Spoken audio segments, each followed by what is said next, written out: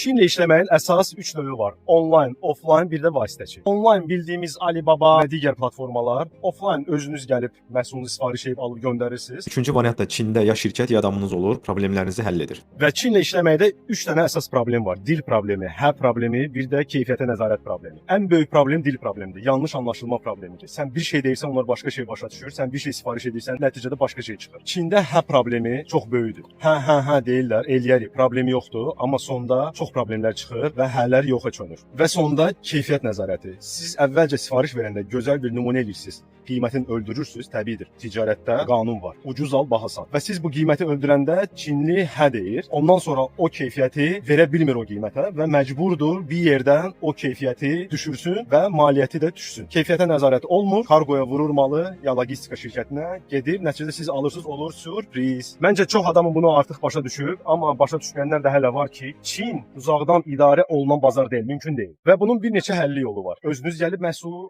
alırsınız, sifariş edirsiniz, kontrol edib yola salırsınız. İkinci variant, bismillah edib Alibabadan sifariş edirsiniz. Məsəl üçün Alibaba deyirəm, WeChat da ola bilər, WhatsApp da ola bilər, istənilən platforma. Sifariş edirsiniz və oturub gözləyirsiniz ki, görün mənə nə gələcək. Bu lotereyadır. 50-50. Ola bilər ki, Çində yaxşı zavod, fabrik olmasın, yaxşı satıcı, istehsalçı olmasın. Təbii ki, ola bilməz. Və bu pis satıcıların hardasa bir 10%-dir, 15%, 20%-dir məsəl üçün. Amma onlar həmişə üzdə olur. Üçüncü variant isə konsalting şirkətinə işləmək, yəni vasitəçilərlə. Amma təcrübəli vasitəçilərlə. Baş ağrınızı, bu danışıqları, dili anlaşmamazlığı hamısını aradan qaldırırsa, bu riskləri götürürsə, siz oturub öz işinizi, satışınızı və yaxud da iş prosesinizi idarə edirsinizsə, bax o vasitəçilərlə işləmək lazımdır və internetdə, TikTokda, Instagramda nə danışırlar fikir verməyin, boş şey. O danışanlar var ki, onunla işləməyin, bununla işləməyin. Gəl bir dənə özün Çinli ilə anlaş, malı göndər, sat baxım necə satırsan. Mən 17-ci ildir ki, Çində yaşayıram və B2B hər növ dəstək göstərirəm. Şərtlər var təbii ki və bu şərtləri yazın, deyim. Hamıya ruzu bol bərəkət arzulayıram. Görüşərik, bay bay.